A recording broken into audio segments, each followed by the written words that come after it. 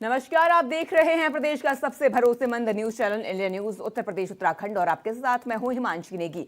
उत्तर प्रदेश में ठंड और कोहरे का कहर लगातार जारी है और पिछले 24 घंटे में तापमान में 3 से 6 डिग्री सेल्सियस की गिरावट दर्ज की गई है, जिससे ठिठुरन बढ़ गई है। मौसम विभाग यानी आईएमडी ने 5 जनवरी के लिए प्रदेश के कई जिलों में घने से बहुत घने कोहरे का अलर्ट जारी किया है। पूर्वी यूपी में कुछ स्थानों पर और पश्चिमी यूपी में भी कोहरा छाए रहने की संभावना है। सुबह के समय दृश्यता कई जगह पर शून्य तक पहुंच रही है। कोहरे और ठंडी हवाओं के कारण कई जिलों में दिन के तापमान में भी गिरावट और शीत दिवस की संभावना है।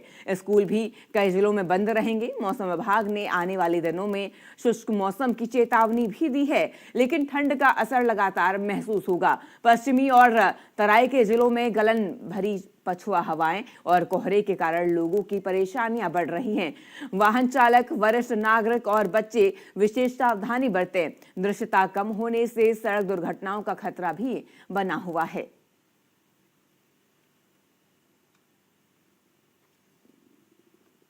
तो आपको बता दें, ठंड का सितम पूरे प्रदेश भर में जारी है और लगातार ठंड बढ़ रही है। मौसम विभाग ने भी अब अलर्ट जारी कर दिया है। 5 जनवरी के लिए अलर्ट जारी किया गया है और आपको बता दें, ये ठंड अब और बढ़ेगी। घना कोहरा भी देखने को मिल सकता है। बारिश की संभावना भी जताई गई है। ठंड का सितम जारी है और गलन प्रचंड है, जिसके चलते शीतलहर अब चल रही है और लोगों को परेशानियों का सामना करना पड़ रहा है। इस ठंड से बचने के लिए लोग अलाव का सहारा ले रहे हैं। दृश्यता शून्य तक पहुंच चुकी है और लोगों को अब आवाजाही में अब कई दिक्कतों का सामना करना पड़ रहा है। आईएमडी अब अलर्ट मोड पर है और घना कोहरे को लेकर, बारिश को लेकर, बर्फबारी को लेकर आईएमडी ने अलर्ट भी जारी किया है। और आपको बता दें, ठंड का सितम लगातार जारी है और अब पूरा प्रदेश भर में लोग कांपते हुए नजर आ रहे हैं। कोहरे ने अब सितम ढाना शुरू कर दिया है और लोग इस ठंड से बचने के लिए गर्म पेय पदार्थों का सहारा ले रहे हैं। इसी के साथ अलाव का सहारा ले रहे हैं, चाहे वो बेजुबान जानवर हो या फिर निराश्रित लोग हों। वे सभी इस वक्त इस ठंड से बचने के लिए अलाव का सहारा ले रहे हैं। गर्म कपड़ों से खुद को सुरक्षित रख रहे हैं और इस ठंड से बचाव के लिए प्रशासन भी अब मुस्तैद है। तमाम तैयारियां प्रशासन की तरफ से की जा रही हैं। आपको बता दें, स्कूलों में छुट्टी की घोषणा की गई है और लगातार ठंड बढ़ रही है।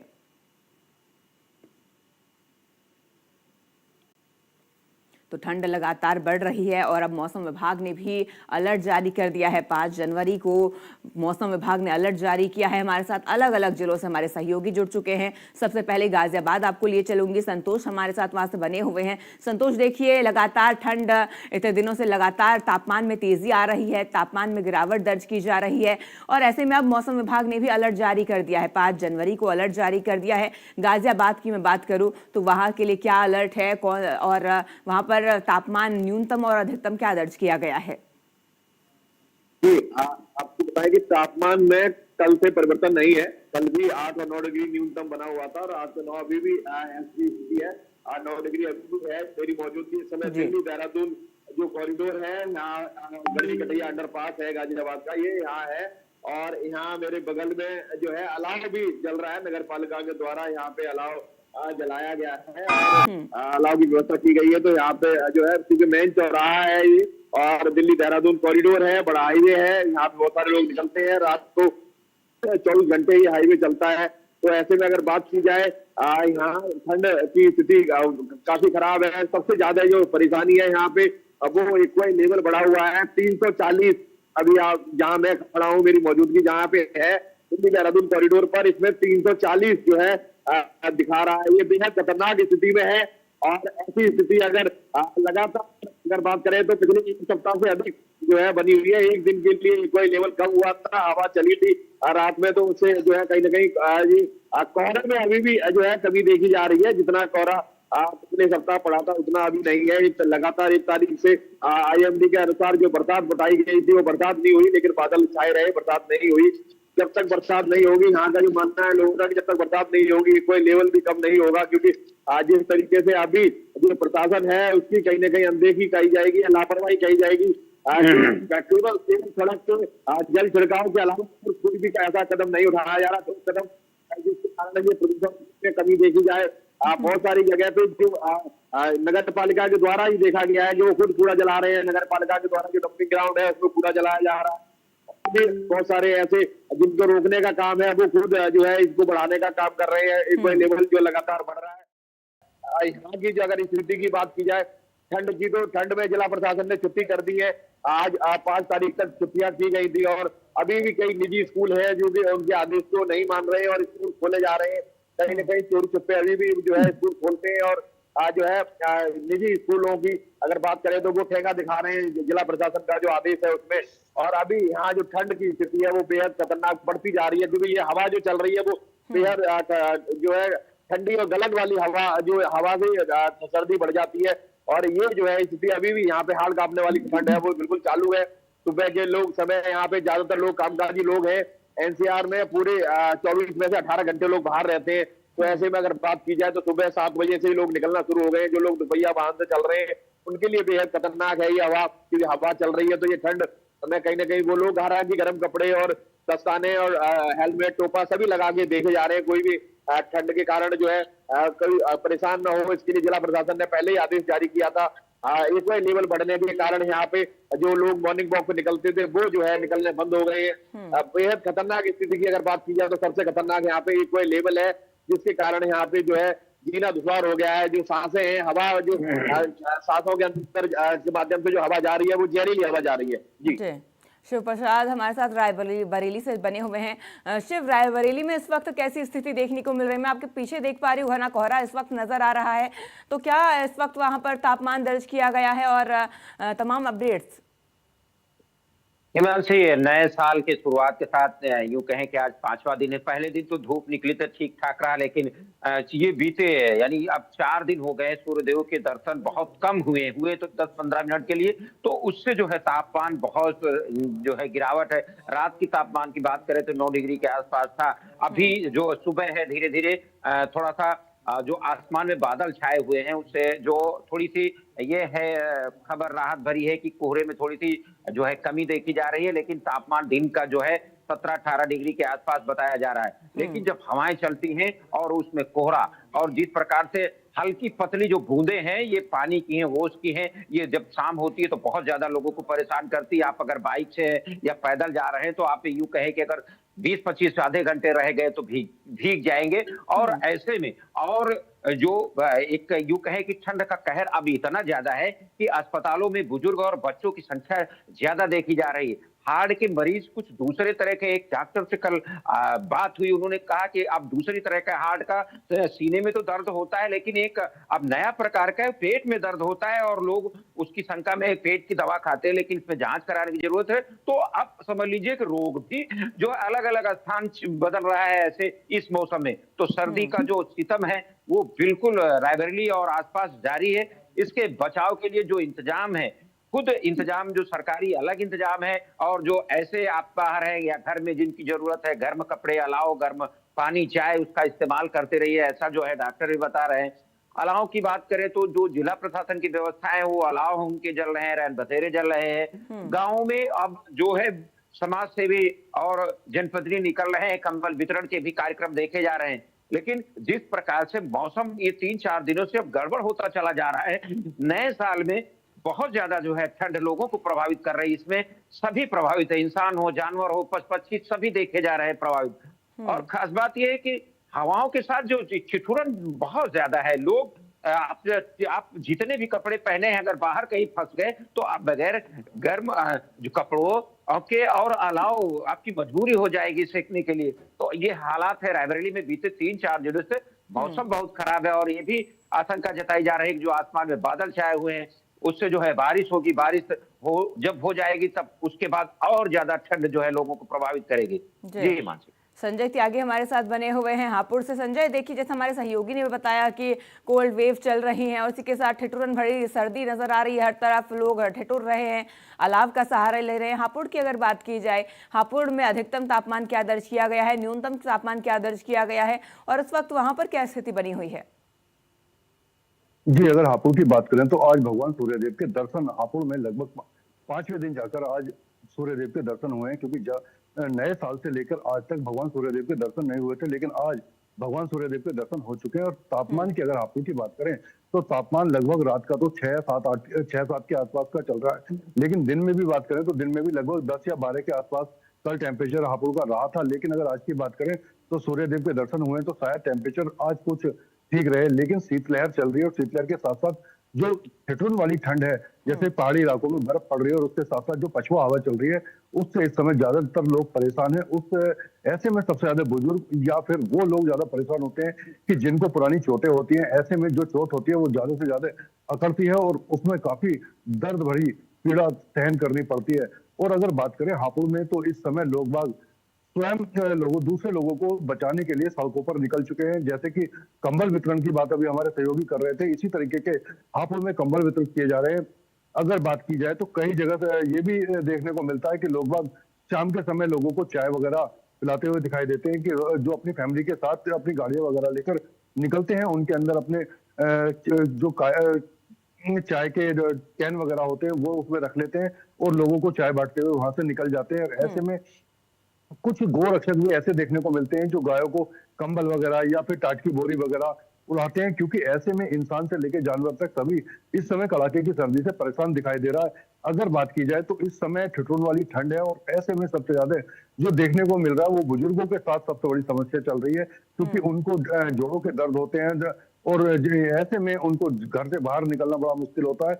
बिस्तर में भी वो कब तक बैठेंगे, क्योंकि उनको तो ज्यादातर घरों में रहना होता है, तो उसके साथ साथ फिर थोड़ा बहुत बाहर निकलने की भी कोशिश करते हैं, लेकिन जब बाहर निकलते हैं तो फिर वो ठंड की वजह से अकड़ना शुरू हो जाते हैं। ऐसे में कई बार डॉक्टर उन्हें सलाह ये भी देते हैं कि ज्यादा से ज्यादा या तो अलाव का सहारा लें या फिर घर के अंदर हीटर वगैरह का या इन चीजों का इस्तेमाल करें ज्यादा से ज्यादा।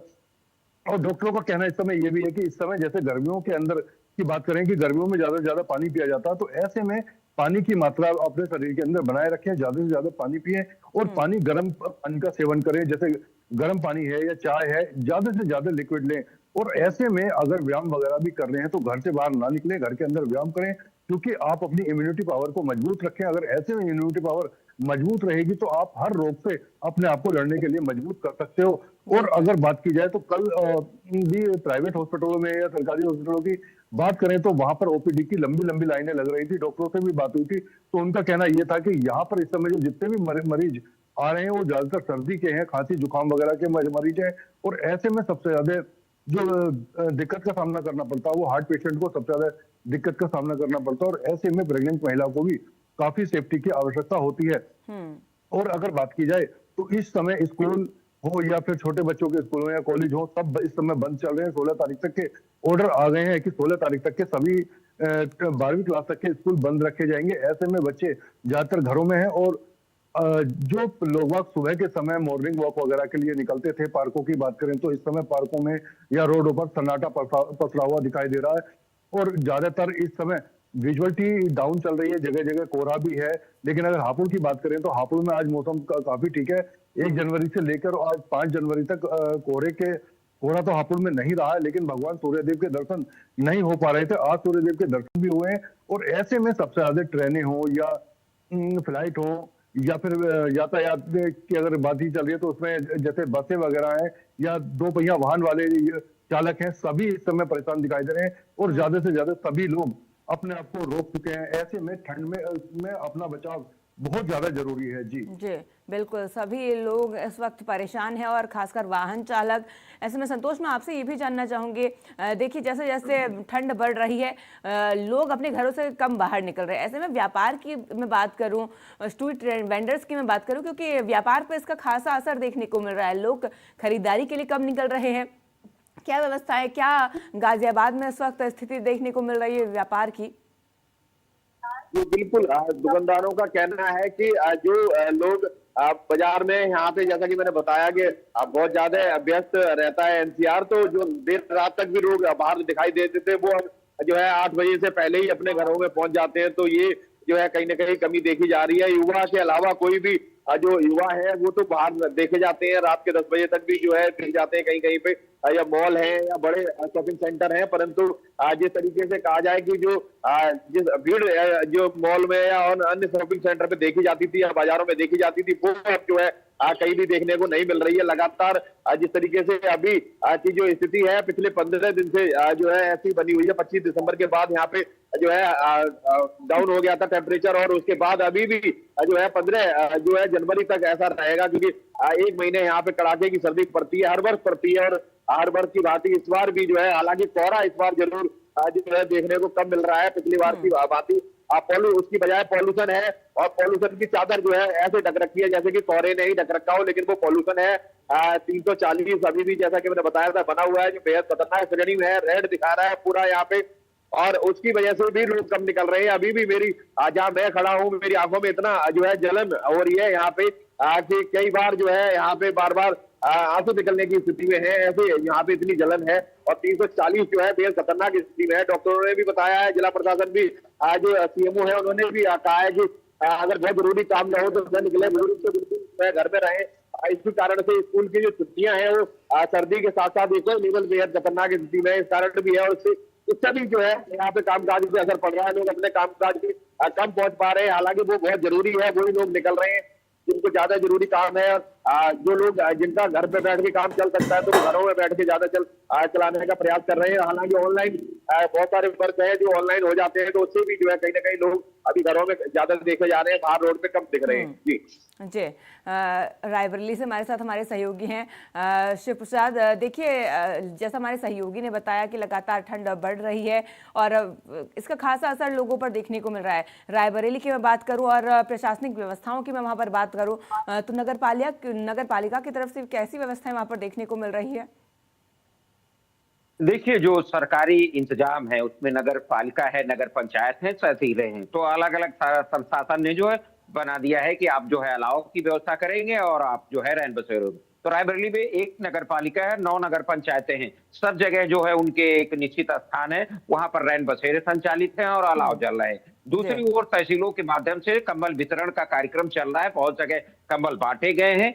अलग अलग जो समाज सेवी हैं, विभिन्न पार्टियों के जो जनप्रतिनिधि हैं, उनके द्वारा देखा जा रहा है। लेकिन इतनी बड़ी ठंड, भीषण और इतनी बड़ी जनसंख्या में ये सब एक योग कहें कि मात्र फोटो सेशन या एक इस तरह का जो है बातें निकल के आ रही कि वो पर्याप्त नहीं होते, लेकिन वो उनके इंतजाम है वो करेंगे। इसमें वो इंतजाम देखे जा रहा है जो निजी संसाधन है। कोई किसी गांव जाइए या कहीं सड़क पे जाइए, सड़क के किनारे जाइए, तो सब दुकान वाले कहीं से लकड़ी खरीद के ले आते हैं। तो इस भीषण ठंड में अगर वो अलाव सेक रहे हैं या जला रहे हैं तो ये ठीक है। दूसरी ओर जो बातें आ रही कि जो दुकानों में जो व्यापार है, व्यापार इस समय बहुत कम है, जिनको जरूरी वही लोग दुकानों में पहुंच रहे हैं। एक तो जो शुभ दिन होते हैं शादी ब्याह के, वो भी अभी नहीं है, वो 15 तारीख के बाद आएंगे। तो जिनको बहुत जरूरी गर्म कपड़ों की दुकानों में जो है लोग पहुंच रहे हैं, जिनको कुछ उस तरह की जैसे प्रदर्शनियां है या वहां जैसे घूमने वाला है या पार्क है, वहां लोग जाते हैं। लेकिन जब शाम जैसे 4 बजता है, मौसम इतना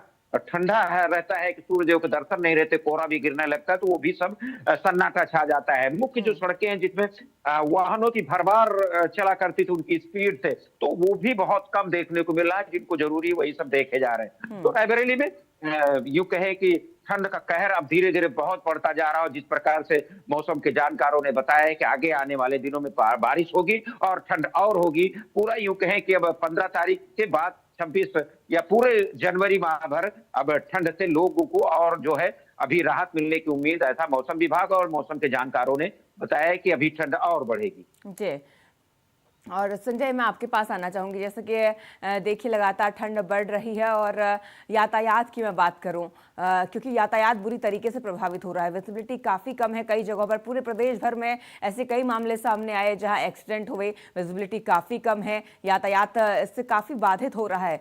तो इस वक्त हापुड़ की व्यवस्थाओं की मैं बात करूँ, वहाँ क्या व्यवस्थाएँ की गई है? क्योंकि आवारा पशु, उनके लिए भी ये उनको संभालना भी एक चैलेंज है इस वक्त। जी, अगर यातायात की बात करें तो यातायात में इस समय सड़क सुरक्षा अभियान चल रहा है, तो उसको देखते हुए यातायात सुचारू रूप से हापुड़ में चल रहा है और एक्सीडेंट वगैरह की भी ऐसी कोई भी खबर सुनने को नहीं मिल रही है। लेकिन अगर आवारा पशुओं की बात करें तो आवारा पशु इस समय सर्दियों में सबसे ज्यादा परेशान दिखाई दे रहे हैं, क्योंकि उनके पास ना ही तो कोई ऐसी जगह होती है जहां पर वो छुप कर बैठ जाए, या तो वो बागों का सहारा लेते हैं या फिर किसी पेड़ के सहारे वो बैठते हैं, या फिर ऐसा देखते हैं कि कहीं किसी ने अलाव जलाकर अगर छोड़ दिया है तो रात में जितने भी आवारा पशु हो, चाहे वो बड़े जानवर हैं जैसे गाय हो या फिर सांड वगैरह हो या फिर आवारा कुत्ते वगैरह जो भी हैं, वो उस अलाव के सहारे बैठकर अपनी पूरी रात गुजारते हैं। और ऐसे में ज्यादातर पशु रात को जो है वहां से अपने अपने जो क्षेत्र होते हैं, ज्यादातर शहरों में आवारा पशु घूमते रहते हैं, तो वो रात को खेतों की तरफ पहुंच जाते हैं और किसानों का काफी भारी नुकसान पहुंचाते हैं। लेकिन अगर गौशालाओं की बात भी करें तो गौशाला में भी एक केवल टाट की बोरियां वगैरह टांग दी जाती हैं, उनसे ही उनकी हवा रोकने की कोशिश की जाती है और अलाव के नाम पर एक छोटे से किसी ड्रम वगैरह के अंदर आग जलाकर रख दी जाती है, जिसके सहारे 2-4 गाय वहां पर आकर बैठ जाती है। ना ही तो इस समय गौशालों में ज्यादा विशेष ध्यान दिया जा रहा है। और बात करें आवारा पशुओं की तरफ, तो आवारा पशुओं की तरफ भी कोई ध्यान नहीं दे रहा। योगी जी इस तरफ काफी अभियान चलाते हैं, सब चीज योगी जी की तरफ से होती है, लेकिन अधिकारी कागजों में सारी कार्रवाई करते हैं, लेकिन धरातल पर कुछ भी करते हुए दिखाई नहीं देते हैं। इसी तरीके से आवारा पशु हो या फिर छोटी छोटी जो डेयरियां बना दी गई हैं, उनमें भी इस तरीके से पशु सर्दी में परेशान होते हुए दिखाई देते हैं। पीछे हापुड़ की गौशाला में भी कई पशु इसी तरीके से मरे हुए वहां पर दिखाई दिए थे, जिनको उठाकर एक गड्ढे में फेंक दिया गया था। गौ रक्षकों के द्वारा उनको फिर कार्रवाई की गई, तब जाकर उनको अंतिम संस्कार वगैरह कराया गया।